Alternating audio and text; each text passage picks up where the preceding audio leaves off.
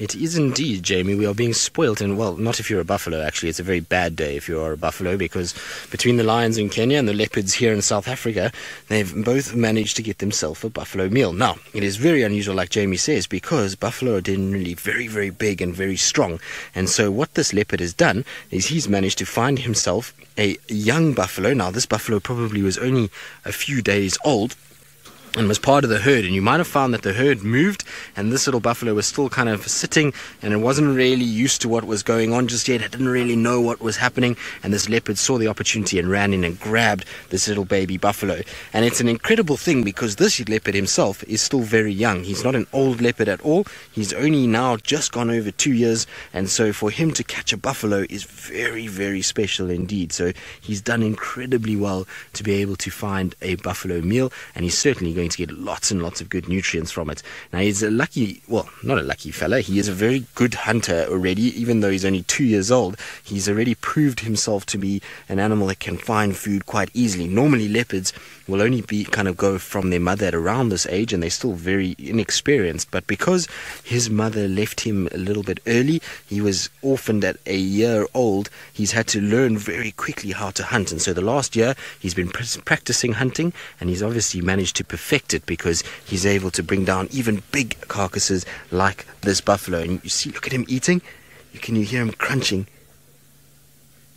So every now and then he's crunching down on the bones, and the reason why he's stopping and just looking is because there was an elephant that walked past in the distance, so he's just watching the elephant. I'm going to try and just move us a little bit so we can get a better view, and it's all very exciting. Now, a leopard is one of the most special animals to see here, so I'm just going to get us one last view, because I know that it's almost time for all of you to carry on with your school day. So I'm going to give you one last view of the leopard before we say goodbye to all of you. And like I say, hopefully you have enjoyed being on safari with us, and that you enjoyed the lions and the buffalo and the elephants, and now, well, a leopard too. You've been very spoiled this afternoon. Not every day that this all happens so quickly, and so I hope, like I say, that you have a very good day at school, and that you don't get too much homework, and that you're able to have lots of fun playing during the day.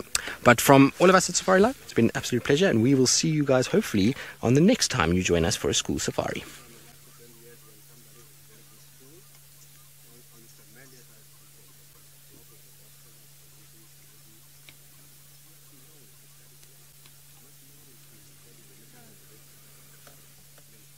Right, so our school drive is now over, and what a lucky drive they had this afternoon, because, well, like I say, lions on a buffalo kill and a leopard on a buffalo kill is not every single day. David, you're wondering if there's any hyenas around? No, so no hyenas that we can see. It's still very hot in the afternoon, and I would imagine the hyenas will come in at some point during the evening. He actually killed this buffalo last night, so late yesterday afternoon, apparently he grabbed it. The buffalo were seen crossing this road, and then he came in and grabbed this little baby buffalo that was just kind of lurking around the edges, which is the most ridiculous thing, because even the most brave big male leopards that I've seen struggle to hunt buffalo, and it really is not an easy thing to do at all. You've obviously got a herd that is around that is very protective of these babies, and we know that lions even struggle with buffalo hunts. So for Hosana to get in here and grab this is just absolutely spectacular. So Sarah, no, it's not too heavy. This carcass was in the tree this morning, so he did put it up in the tree this morning. It's just that it's probably much easier for him to eat on the ground. It's also the sun on the tree to the right here. There's a big marula tree that he's using to put it up, and we've seen a number of different leopards use this tree before, but it's really quite sunny there and probably very hot, and so he's rather brought it down to feed onto the ground where it's nice and shady, and he can get in under the shade and have a really good feed. Once it starts to get dark a little bit later, you'll find that he'll pick it up and take it back up into the sort of boughs of the tree and hang it there for the night. If he doesn't, though, he's going to have a lot of problems, because hyenas certainly will find this during the course of the night. Now that it's been dead for a day, There's a bit of scent to it, and so hyenas will smell it if he leaves it on the ground. So he's going to have to put it back up in the tree at some point, but for now, much more comfortable to feed on the ground like this. Interestingly enough, though, Thandi was also seen not far from here during the day today. So apparently she was seen at Chitwa camp and was kind of lurking around there and then started heading up towards this direction. So I wonder if she's not going to pop out somewhere here at some stage as well. You never know. Maybe we get both sort of sister and brother together in the same place. It interests me, though, that Thandi's all the way this side, because this is the furthest we've seen her in the southeast since before she even had that cub. So she's obviously moving a lot, trying to keep Tingana's territory in check and just trying to see wherever Tingana is for her to move in that direction and hopefully keep the cub safe in those areas. So it's very, very clever from Thandi and very, very interesting to see. But there is still a lot of meat. Hosana, the way he's going now, is probably going to be here for another 2 days at least if he's lucky. I wonder if Tingana is also going to show up on the scene at some point as well. So, Anna, you're wondering if it's his inexperience that made him risk going into a buffalo herd and trying to kill a young buffalo. I suppose a little bit. They learn from experience, and so you probably find he hasn't done too much buffalo hunting and isn't too sure about how dangerous they can be. Also, big bull buffalo don't really often worry too much about a young male leopard. They're not going to even chase him, so he's probably walked past quite a few buffalo and hasn't had too much sort of to worry about. The other thing is that his experience with buffalo is limited. Remember, we haven't seen many buffalo around in the last in the last year specifically, and so maybe it's just more he was curious, and then when he saw the opportunity that this calf wasn't moving, he then came in. Of course, there's also the other option that this calf was already dead before he got here. I don't know if anybody actually saw him kill this calf, but there's a possibility it could have been a stillborn baby, or it could have been a situation where the baby for some reason was just not well and it died and he's then come and scavenged off it. That could also be a possibility. The thing is that you never know. I'll try and ask around and see if somebody did see it, but if he did run into a herd and grab a calf, it is seriously brazen and he's going to have to be careful, because if those buffalo get hold of him, they are going to do some serious damage. The lucky thing about a leopard, I suppose, is that he's so fleet-footed that he can get up into one of these trees fairly quickly and kind of keep himself safe. But it is an amazing feat to see that Hosana has managed to do this. It's actually very, very surprising, and I'm a bit shocked actually at the size of the little calf, because it doesn't look like a brand newborn. I mean, it's a fairly new. It's probably, I'd say, maybe a month old, but it's still a big meal for a leopard to go after, particularly a young male leopard of Hosana's size. Right. Now, while I sit with our young male Hosana, I believe Scotty has been looking for our other young male that we had this morning, Thamba, and so our two favorite young boys are out and about, and I hope that Scott's going to have some success this afternoon. Well, Scotty, you're sending to the same... to a person in the same place as you in Djuma, and hopefully Scotty will one day see leopards fighting. It is an amazing thing to witness.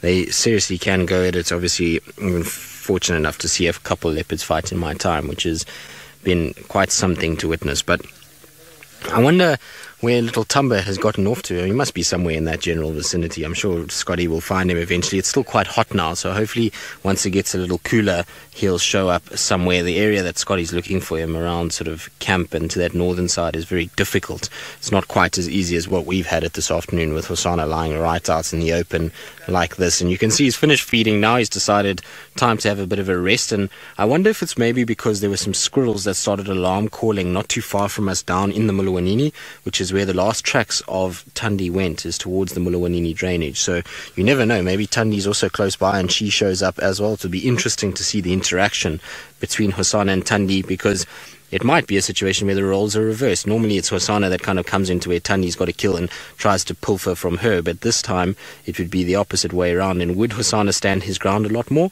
or what would happen? It would be very, very interesting, I think, if Thandi did arrive here. And also it begs the question as to where she put her little cub if she's in this area as well.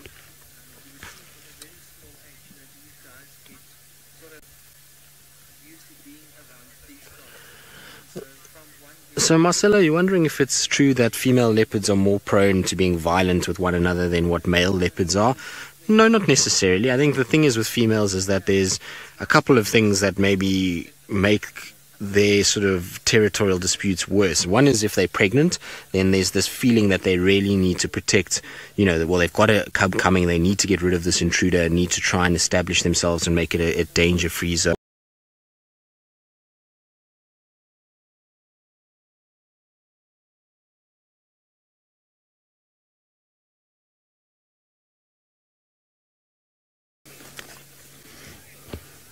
Well, Scotty, best you get that brain sorted. Still another couple drives to go, and then you'll be on leave, and everything will be all good. But we're still sitting with Hosana. He's now gone back to his carcass and started to feed. And you can see, for those of you that are a bit sensitive, probably best to turn away now, because he's a bit kind of gruesome with what's going on. He's tucking into the nose now. It's a place that a lot of the cats do feed off quite early on in the carcass. They like that soft nose area, and on a buffalo of this size, which is actually a lot smaller than I first thought, now that we've kind of come around and we can see its sort of back end area, that skull will still be very soft. It's not going to be nearly as hard as an older buffalo, and so he can still crunch through and get that soft nasal area, and then even into the tongue, and then around through even potentially into the brain casing. So it's a situation where cats feed off it lots, and like I say, it is a little macabre sometimes, but it's the way nature is, and at the end of the day, the animal is no longer alive, and so it's not feeling it. But I know it's a little bit much for some people, so like I say, if you don't like seeing the kind of kiss of death, then you're welcome to look away. Right, now from one macabre scene to another, I'm going to send you back to Brent Leo Smith, who's got lions, I would imagine, doing something very similar as they devour a buffalo in the Mara.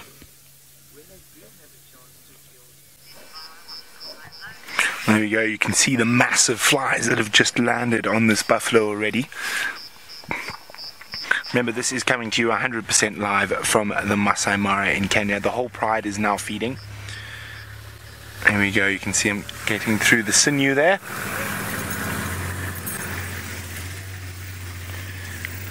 And being such a small pride and with such a big meal, there isn't the normal aggression you get around the carcasses. So quite a peaceful meal for a lion meal. Normally it's all snarls, growls and swats. Remember, if you have any questions, hashtag Safari Live on Twitter, or just on whatever feed you might be watching on, whether it be YouTube or Facebook, wherever, just pop a question in the feed below.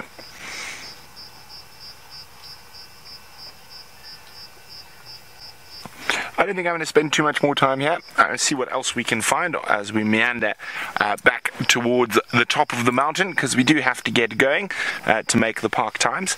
So we're going to leave these lions shortly, but I'm sure Jamie will be here tomorrow morning to see exactly what has happened overnight. And as I said, there is a large hyena population in this area, so there is a good chance that the hyenas might move in overnight. They would have heard the buffalo distress calls earlier when the buffalo were taking it down, but it sounds like it has been a cat-filled afternoon. Lots of lions in the Mara, leopard in South Africa, so let's go see which lions Jamie's got.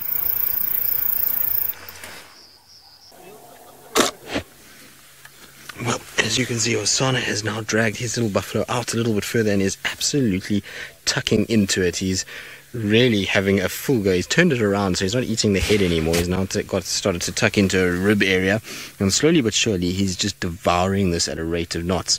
There isn't actually that much meat left there for him. He's eaten quite a lot of it. It's kind of hollowed out that skin area, and it's mostly just legs now and ribs. There's a little bit of meat over the sort of top of the back, but other than that, he's actually eaten quite a bit already. And I'm not surprised, given that he did kill this yesterday afternoon. So I believe the guys saw the buffalo and then they saw him with this carcass, so no one actually saw him bring it down, which means that it could theoretically have been, like I say, an injured young one or a stillborn or something like that. It's difficult to say without actually seeing what happened without it being here at the time. But isn't it just incredible to see a leopard feeding off a buffalo? It's not every day you get to see this at all. And in fact, in my time as a guide in the Sabi Sands, I think this is probably maybe only, let's say maybe the 5th or 6th time that I've seen leopard on a buffalo kill. So it's very, very uncommon.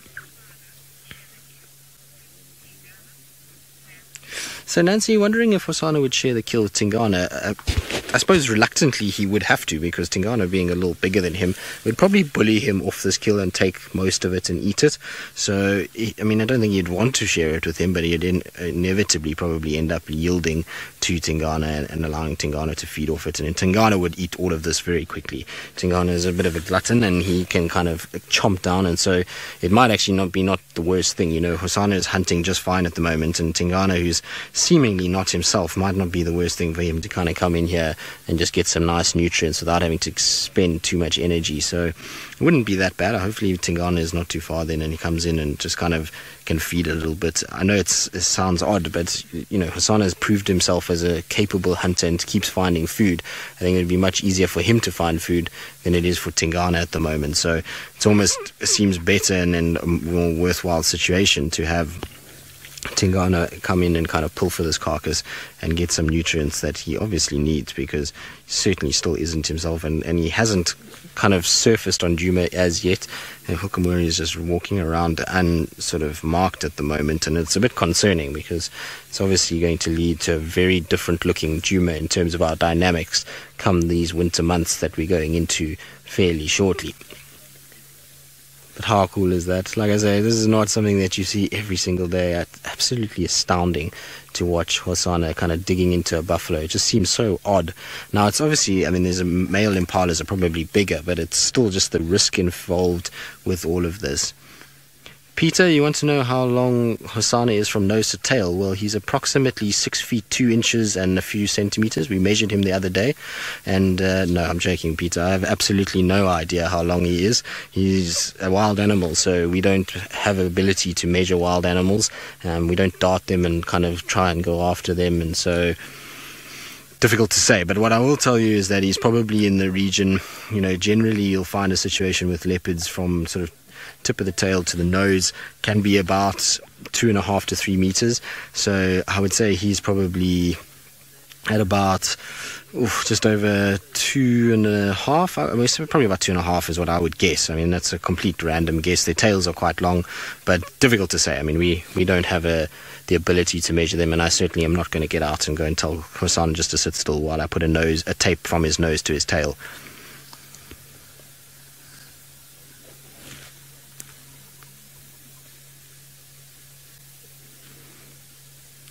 How those eyes, he's got such penetrating eyes as well. We're so lucky our two young boys both have amazing eye colors. So Darkstar, you're wondering if he's going to eat bones as well? Well, he'll eat the bones that he's able to crunch down. So that you can see, if you look at the rib section just to the left of his face there you can see he's broken some of those rib bones and eaten some of those already, and those will have been soft enough and pliable enough for him to actually eat. When it comes to like the scapulars, the skull, the spine, you'll probably find that his jaws are just not strong enough to be able to do that just yet, and so he's probably going to have to leave that, and the hyenas will clean that up.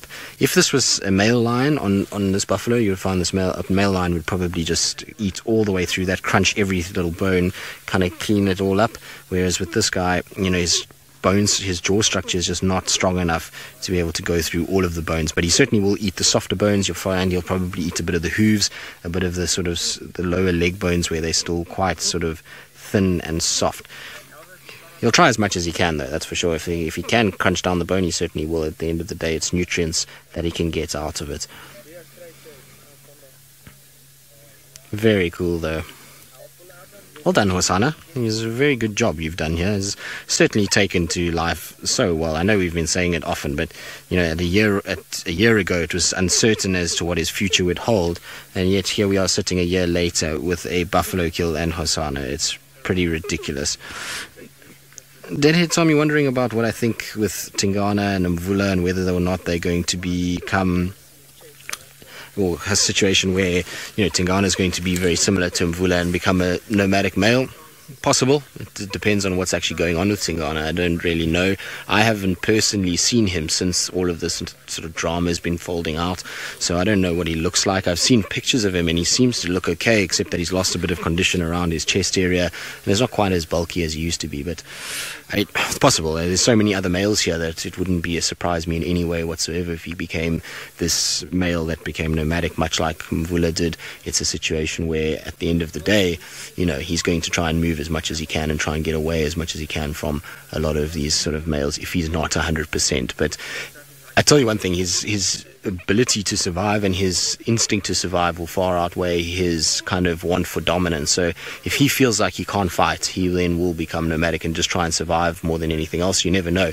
Maybe he bounces away, gets kind of fit again, and can take a different territory or something like that. So, it's not the end of the road for Tingana. Even if he is pushed out, he can still try and kind of find a way. But I don't know. I think we're far away from that just yet. I think Tingana's still around. He's still kind of moving. Yeah, there seems to be some semblance of him kind of scent marking around and following, Thandi and looking after the cubs. So I think there's still some fight left in Tingana. I don't think we should be writing him off in any way whatsoever yet. I think there's still a long way to go until he's kind of considered out of the game.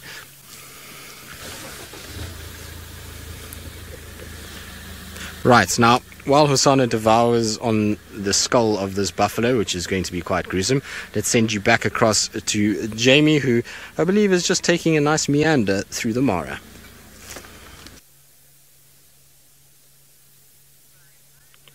Well, Hosana is finished feeding for now. He's now just having a bit of a grooming session. So you can see he's just kind of getting his coat nice and clean and making sure that he's just looking the part. At the end of the day, we know Hosana likes to be a poser, and so he has to keep himself in good condition and make sure that he is as clean as possible for whenever anybody's around to sort of photograph him or show him in any detail whatsoever. So he's having a good rest for now, which is, I suppose, he's earned it after killing a buffalo. That's a fairly good job.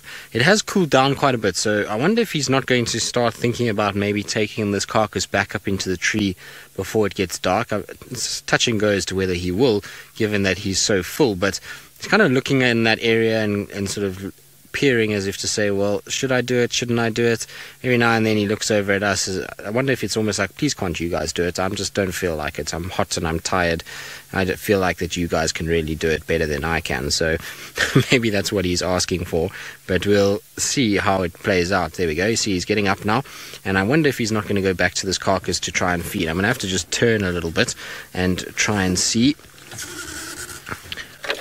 He's heading there. It would be so cool if he goes up this tree, because it's such a cool tree to watch. I mean, we'd have the most epic sort of view of him going in that direction. So I'm hoping that he will. Let's see, he's kind of ambling towards the tree, not towards the carcass, which means that it might be a situation where he's not actually going to go up. What are you doing, Hosana? Is it toilet time? Oh, that's what you're doing. Well, at least you were decent enough to go away from us and upwind, so we don't have to smell your stinky dung, because after a buffalo it's going to be quite something. He's got a lot more manners than Hukamuri, because the other day Hukamuri did it right under our noses and it was most unpleasant, to be honest. It wasn't very nice at all. So I'm hoping that he's going to finish there, then maybe he'll go grab that buffalo and go up into the tree and lie on that nice branch that comes out to the right there. There's this perfect kind of horizontal branch, which is just the most epic one. The other one, that one, there we go. That lower one is leopard written all over it. So hopefully Hosana will be obliging and go and lie up on that tree. You might do it also to get away from the flies. There's a few flies around, and so you find sometimes leopards, when they're battling a little bit with the flies, will go up into the tree and just get a bit of a breeze and lie up there. Maybe not. Let's see, where does he go? Hosana, where are you off to? You're going to come say hello? Yes, you're coming straight towards us. I wonder if this is now his sort of time to go for a little drink, maybe. Hello, boy. How cool is this? It's just kind of meandering past us and going around. Love it. So cool to see. It's always so epic when Hosana's around. So, Djuma fan, you're wondering when I think Hosana will leave the Djuma area. Well, Djuma fan, I don't know. I mean, I'm hoping never. I hope he sticks around for a long time to come, but we don't really know. It all depends on what goes on with Tingana, Hukamuri, quarantine. For now, it seems as though Tingana is kind of still around, and Hosana's found himself a really nice little place in the form of, the Chitwa area, and he's hanging around Chitwa Lodge, and nobody's really stressing him. And so for now, he's quite happy, and he's getting bigger by the day and bulking up nicely. And so I think it's a situation where hopefully he's going to get out of the way and kind of into this area quick enough to be able to then, sort of get big enough to be able to dominate and stay here. Wouldn't that be ideal? Can we hope for that? I think we can hope for that. I would like to hope for that, and that he sticks around in our area and stays a part of our sort of section. So he is kind of moving down the road. Now there's another car coming who hopefully is going to stop and pay attention to the fact that he's walking straight that direction, because if they don't, well, it's going to be difficult because he's going to go off the road and away from us. But I know exactly where he's going, so what we're going to do is we're going to just try and get around him quickly, which is going to take a little bit of effort because he's going to go around very, very fast. So we're just going to try and quickly drop down into the drainage line, which is a little further away, so just hold on tight, everyone. He's going to come up and then up this bank on my right hand side, and when he gets up on the bank on the right hand side, there's a waterhole just on the top here where he once spent an afternoon with Tingana. So he knows where he's going, and it's amazing to kind of watch him as he does it and as he goes about his kind of business, which is very, very cool. So let's see how he does it. No, he's now changed direction, which is quite strange. Where are you going, Hosana? That's where I thought he would go, but he's going up actually towards the pump house. All right, let's go across. He's still heading towards that water hole. It's just not quite where I thought he would go, that's all. Okay, Rusty, get into low range because we need you to go up.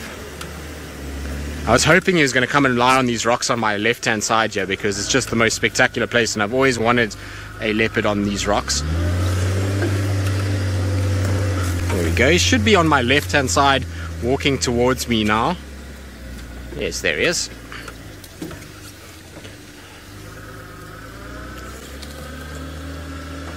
So Jared's buddy, you're saying, isn't it amazing that Hosana's gone from terrapins to baby buffalo? Well, Jared's buddy, it is about as incredible as it could be. Like I was saying just now, it's incredible to think that a year ago this time we were, well, okay, just not quite a year, almost a year ago this time, we were stressing about him being able to survive and whether or not he had what it takes to become a dominant individual, or an individual that could even just find food for himself. And now we're sitting here watching him going after baby buffalo. It is a little ridiculous, isn't it? Now, I wonder where he's going to drink from, because the ellies have made an absolute mess here, and it really isn't that pleasant to drink. But let's see, he's coming slowly. He's right here. He's not far away. He's just kind of on the back side, walking in this direction. But Hosana, I think you're going to be very disappointed when you get here, my boy, because this water is very dirty. Also think... There he comes. Sorry, boy, the elephants have made a mess here. Are you still going to drink this? It looks more like mud than water. I think he might get you and be a little disappointed. Oh, sorry, boy.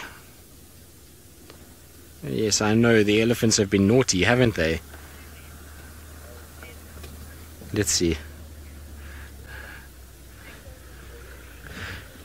So, Gemma, you say you love this cat, that he is absolutely stunning, and thanks for being your Valentine, Hosana. Well, I think it's not only you, Gemma. I think there's many a individual that thinks Hosana is their Valentine. He really is a stunning cat, and he's got so much personality. I think that's why we can all identify with him. Now, he wants to come this direction because he wants to come and drink a little bit closer to where I am. There's a bit of a sort of less of a slope, so I'm just going to get out of his way and let him come down towards where he wants to go. Keep coming, boy. There's space for you now. There, he's going to go and drink on that side there, but it's still not a great place for him.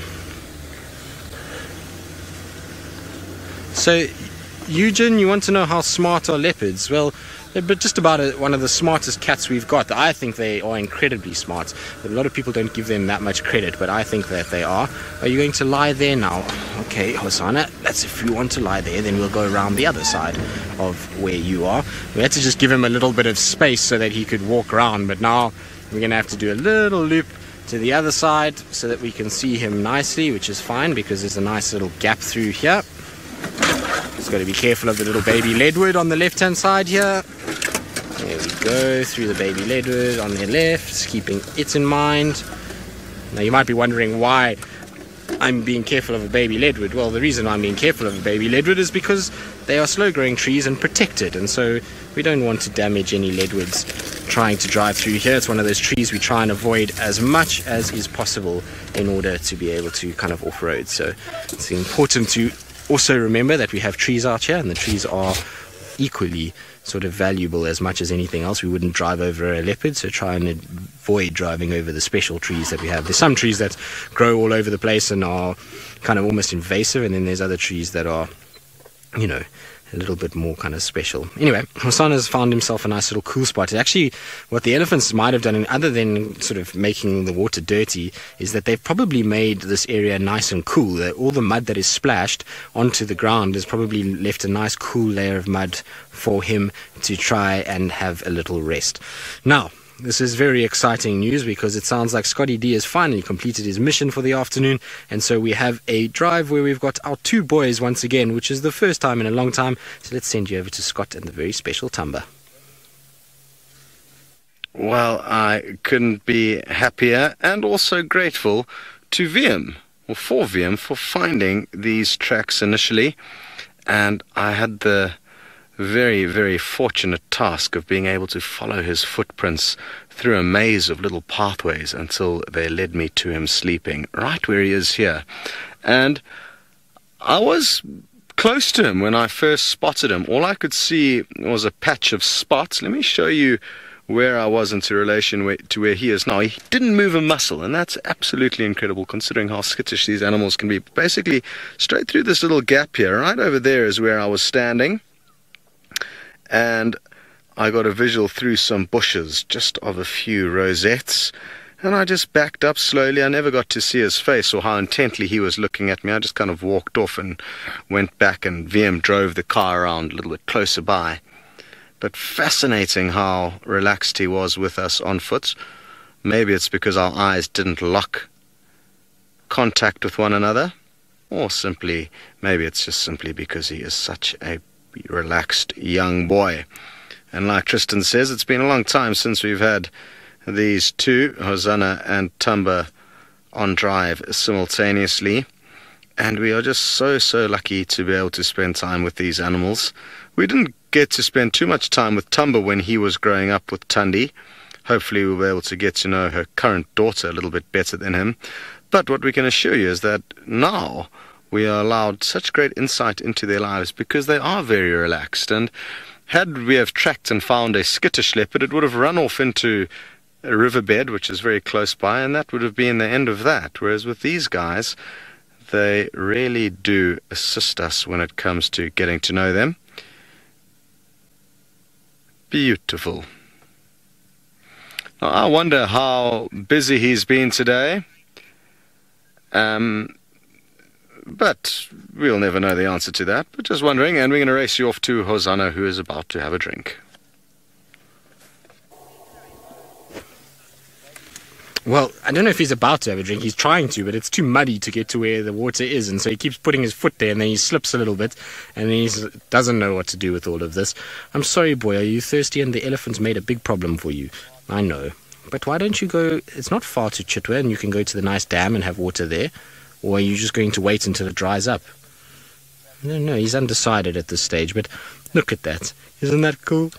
He is seriously beautiful. And like I say, we're being spoiled this afternoon because for you guys, you're getting to see two of the most beautiful cats we have here in this whole Jume area. Between Thamba and Hosana is a bit of a race, and I know there's a split vote between all of you as to who thinks, well, which one is the better Valentine bachelor. But for me, Thamba is my favorite, but that's not because Hosana is not an epic animal. I absolutely love following Hosana as well.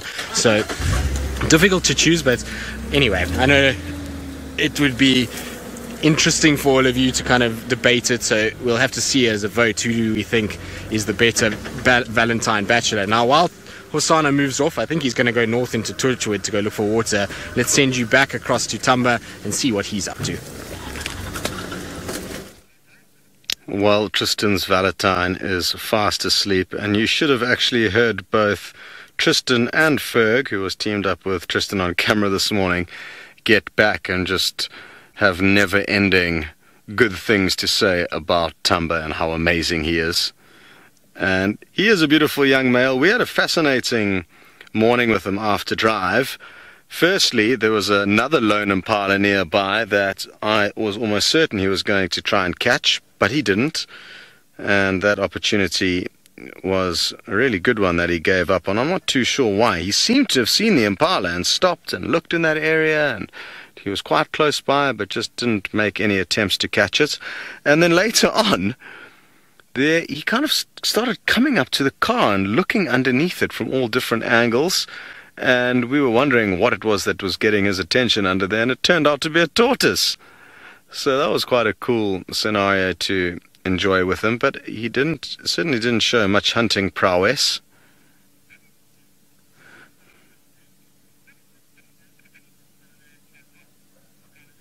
Scarlett, you would like to know how far is Thamba away from Hosana and Tristan at the moment? And I would say, as the crow flies, 2 miles? Not a huge distance.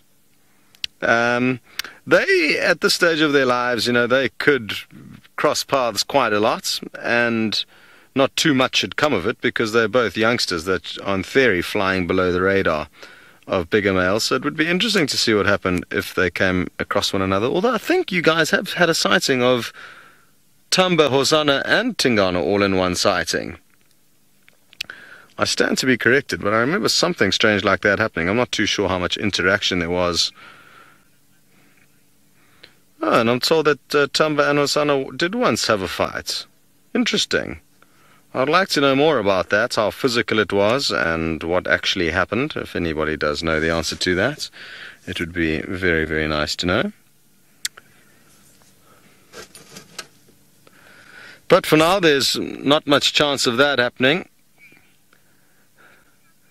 I would be interested in seeing what happens if this guy came across his mother and their young or her young cub, and if that has already happened, it would be wonderful to know.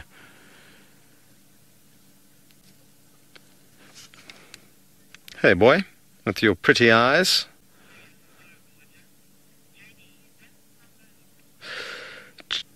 Jenny, you'd like to know if Thamba avoids Hosana, or does any kind of specific movements in and around him, and I don't know the answer to that question. I don't think many people do, to be honest. But the last few weeks, it seems like Thamba's been spending time in the kind of northwestern corner of Djuma, whereas Hosana spends time mainly on the southeastern corner of Djuma and then east and south of there onto Chitwa. So it appears like they are moving through different areas at the moment. But again, so much happens without us actually knowing about that. It's hard to be able to answer those kinds of questions conclusively. Very good. We are going to send you back to Tristan and Hosana. Well, we are still with Hosana, but he's crossing north into Torchwood, so we're going to lose visual of him in the next 2 seconds as he goes over the road. So there he goes, disappearing into Torchwood, and obviously there's water somewhere close by that he knows about that he's going to, because that's the direction he's heading, is pretty much for water. So he has obviously worked out that there's exact places to get water in this area, which is a very clever maneuver, and he knows that Chitwa Dam is too dangerous to drink at, so that's why he'd rather go somewhere where there's a smaller sort of pond area that he can drink at, like what we saw just now. But I think he's going to have a tough time, and there's so many elephants around that pretty much every mud wallow has been in some way abused by ellies at this stage. So I don't think he's going to win too much, but there we go. He's disappearing into Torchwood, unfortunately. That's going to be the end of our sighting of Hosana for now. What we'll probably do is go towards Chitwa, hang around there at the dam, maybe go and see if there's some ellies swimming, and then we'll hopefully come back around here a little bit later and see his tracks coming back into this area and crossing back towards his kill. I certainly think he is going to come back to his kill. He just really wants to get water for now. He's not going to have a situation where, he wants to kind of sort of not drink. He needs to drink at the end of the day. He'll come back. It's just going to take a little bit of time for that to happen. So we're going to head off and leave Hosana going northwards, and we'll come back a little bit later when he comes back.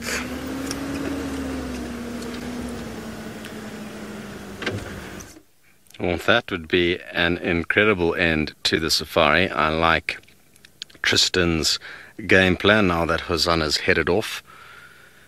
And I'm not sure what he heard over here, old Thamba, but he reposition it. It was quite interesting to see him reposition. You can see he's now facing the opposite direction, but he almost did it in kind of stealth mode, just to make sure whatever noise he did hear didn't see him flopping over again. It was obviously nothing too important, because all he thought he needed to do was just change his angle of view. And now he's back to sleep. What's further interesting is that from our camp where we drove out, he's probably about 100 yards away. So very, very close to our camp, and who knows, maybe he will pop in to the camp surroundings later on this evening. Good prospects for us to do a little bit of a staff drive after dinner. Gemma, you'd like to know, when will Thamba and Hosana be old enough to mate? On average, I would say leopards will gain dominance and start mating at around 5 years of age, but there will always be exceptions to the rule. And I think Quarantine, who is quite young but surprisingly dominant by the sounds of things for his age, he's already been seen mating, I think, when he was about 4 years old, I think. So, yeah, I mean, roughly 5 years of age would be the start of a male leopard's sexual activity.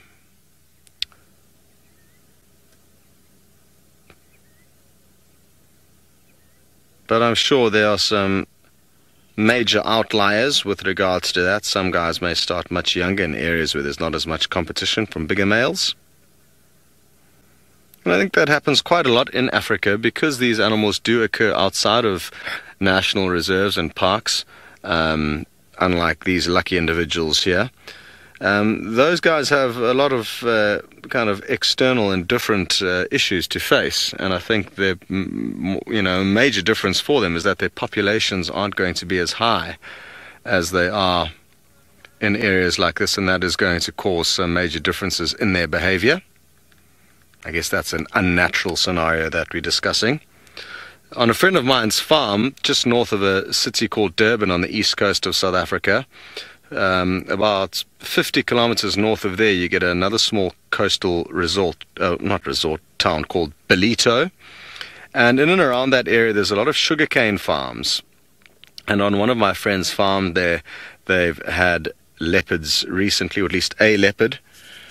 The head kind of foreman on the farm seen it a few times, and not many people believed him. But when I saw some of the tracks that they'd taken photos of, it's 99% certainty that it is in fact a leopard moving very, very close to one of the large cities in South Africa here. Thankfully, young Thamba won't have to be dealing with any city swellers.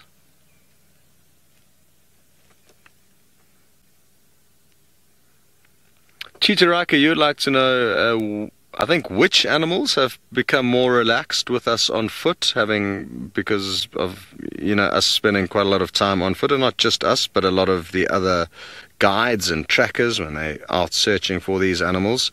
I think leopards would be one of the major, one of the main animals that has become relaxed with us. Lions, surprisingly, are either aggressive or complete nerds and run off. And more often than not, they run off. At least that's my experience. Even though, there's no negative behavior from guides or trackers when they do find them. So I'm not too sure why the lions are like that. But leopards, what's interesting with leopards is you tend to find males when they're young are very relaxed. But when Thamba gets older, it'll be very, very interesting to see if he is still relaxed with us as humans. And that's kind of a bit of a general trend that I've noticed, especially with male leopards and also just young leopards, I guess. Hosana and Shongile, it sounded like those two provided you guys with some incredible moments with the bushwalk teams over the last couple of years. And they were super, super relaxed. And I think that may change as the animals get a bit older and wiser. But, walking around the quarantine clearings, the wildebeest and Inyala, there's a lot of animals that do get used to us on foot. Christy, you'd like to know if Hosana's ever visited our camp. Not since I've been here, but I am certain that he would have spent a lot of time in and around the kind of camp environments when he was growing up. I remember when Nikki and I came back to visit Safari Live last year, March. We just popped in for a visit. We bumped into Shongile, who was only 50 meters away from the final control room as we arrived into camp. So yes, it's quite common for leopards to spend time in and around camps. They're not, especially here in the Sabi Sands, where they've become quite comfortable with humans.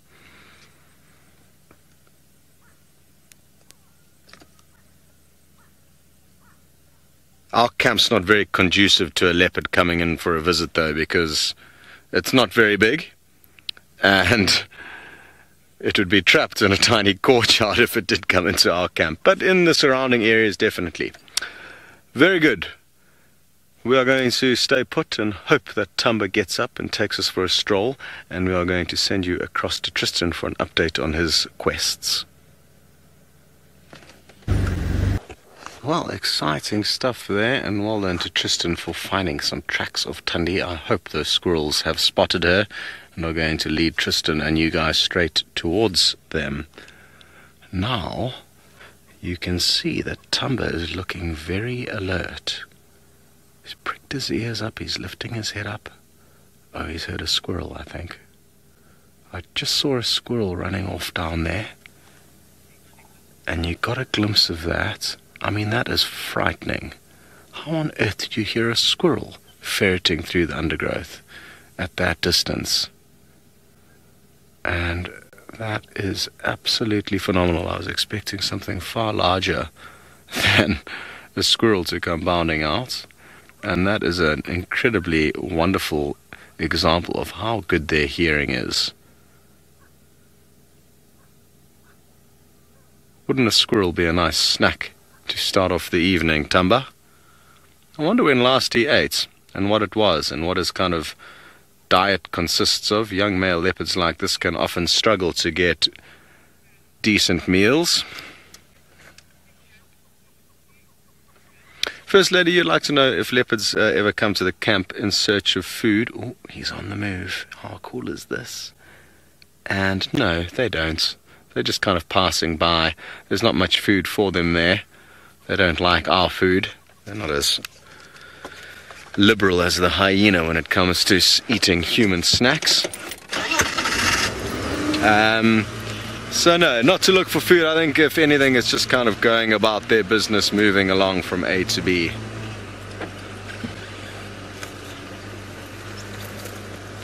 So now we need to try and keep up with the action here.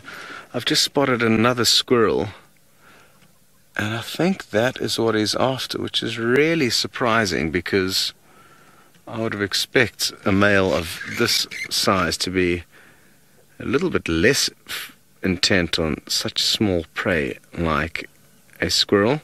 But maybe he was just making sure he knew what was making that noise. And now that he knows, he's lay right back down. So let's see if we can loop around and get you some more good views from here.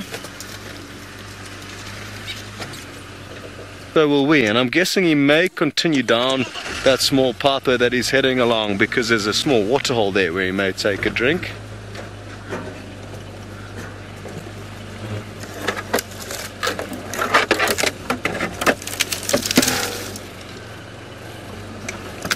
Just going to try and swivel you guys around quickly to get another view of him. Oh no, don't go down in there, buddy.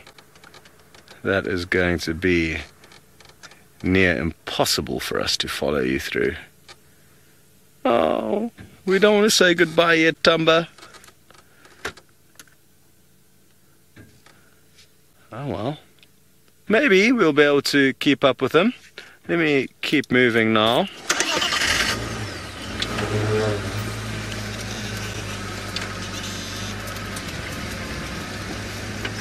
Roasted chickens, which will be exciting. And Actually got the mechanic here to build the contraption that holds up 4 beer cans with 4 chickens perched on top of them when I was here many years ago, and that piece of equipment is still here, yet it has not been used for quite some time. So I'm going to show Amanda, the new chef, how exactly it works before Nikki and I head off on a break tomorrow. And very, very sad to be leaving the Sabi Sands and the beautiful leopards that exist here.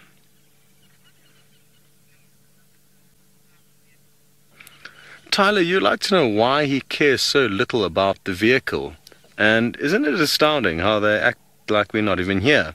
And that's from a lot of great guiding practice over close on 50 or 60 years, where this reserve has been a photographic safari destination where the people come and spectate.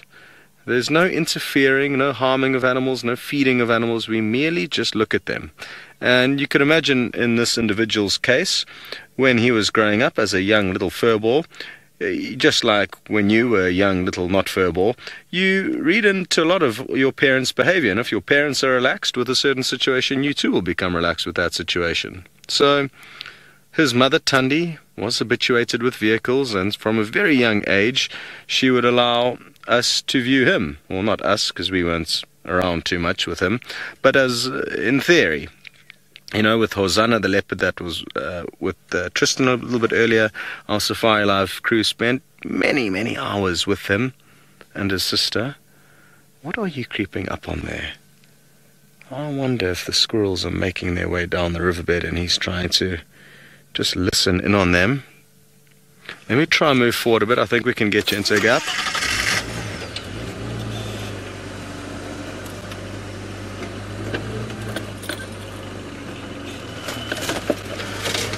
Well, this is interesting. Christy, thank you for giving us this info. You've suggested that old Thamba here has got a certain love affair for squirrels, and that Tristan on quite a few occasions would actually kind of not bully Thamba, but just chirp him about continuing to go for squirrels as opposed to taking larger, more kind of substantial prey like scrub hares or anything like that. So maybe there's a certain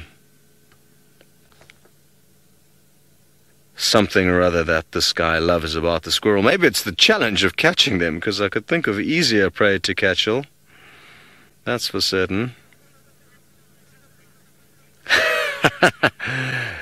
Gerhardus Butter, I'm very, very glad you are watching and keeping a close eye on me, because it's actually despicable that I use the word barbecue, considering we are a proudly South African company. I should have rather used the word braai. And thanks very much, Gerardus, you are right. Sadly, though, not sadly, but the reality is most of our audience is American, and to explain what a braai is every time we need to say barbecue, I guess you could possibly forgive me for. But now that you've highlighted the difference, it's good that you know, and I must elaborate, that a barbecue, or rather a braai, shouldn't be gas powered, it shouldn't be charcoal powered, it should be good hard wood in its natural state, nice and dry, which forms a beautiful bed of coals on which you roast your meal. No gas. Gas is cheating. And it provides no flavor to the meat.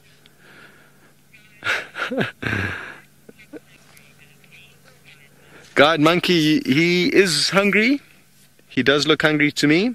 I'm not sure when last he had a meal, but he could definitely do with one. His belly is far from bloated with meat, so yeah, he I think is hungry.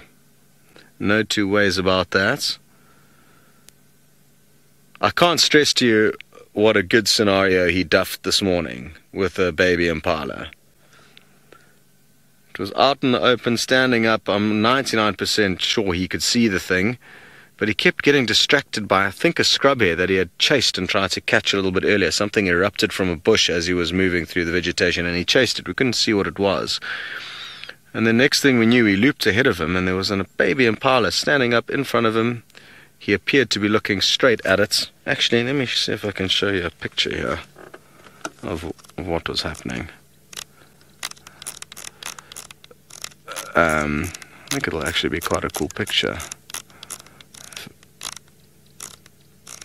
once I find it. Okay, so I found it. There you can see, so I'm just trying to tilt the camera to get the right angle. There you can see the impala.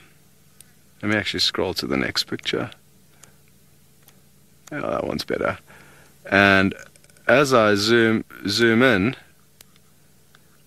you can see Thamba right over there. Sorry. There he is. Sitting, looking right at that baby impala. Not far away. Yet nothing happened. That's all I have to say about that. Shrugging of shoulders. Come on, Thamba, show us your skills.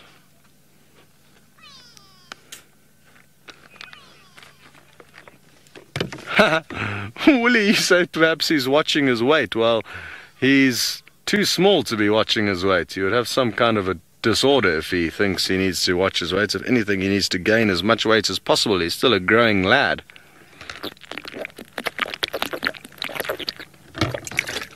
Apologies. He just had to listen to me glugging down some ice cold water. I promise it wasn't something else. Just what works quite well is to freeze a 2-litre block of ice, or 2-litre bottle of ice, and that lasts the whole drive quite well. There's still quite a big ice block in there, actually. Very good.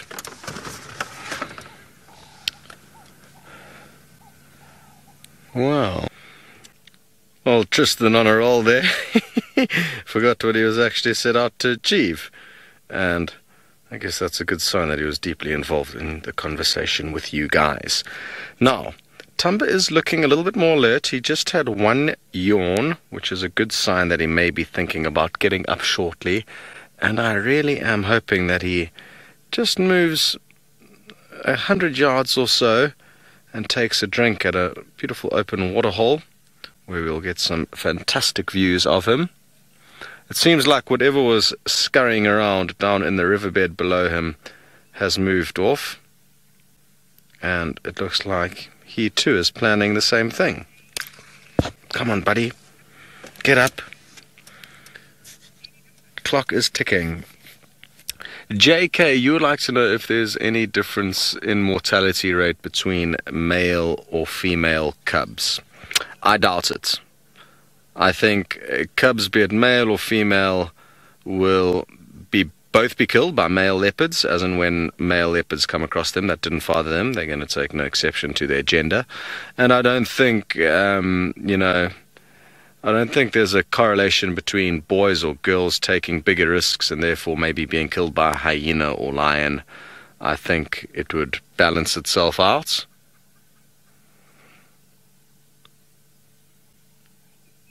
Be a very interesting study. Again, so difficult for many reasons. Leopards are widely spread across Africa and also occur in India. And in all the varying parts that they live in Africa, they'll have different kind of obstacles and different threats and different dynamics. So, I mean, if we were to be able to do a test of the leopards of the Sabi Sands, or let's say the Kruger National Park, then at least we would have an idea of what happens here. But that doesn't necessarily mean that we can apply that theory to leopards across Africa. Wonderful stuff. He's up and on the move. And I'm guessing he could well go for a drink at the waterhole. He is heading in that direction. However, if he ducks down into this riverbed, it'll be time for us to say goodbye for him. He may not, though. I'm hoping he's going to just stay up along the same contour that he's moving along now. You can see he is creeping.